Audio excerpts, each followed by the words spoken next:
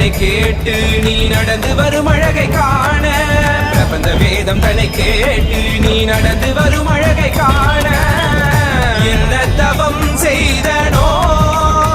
வரதா என்ன தவம் செய்தனோ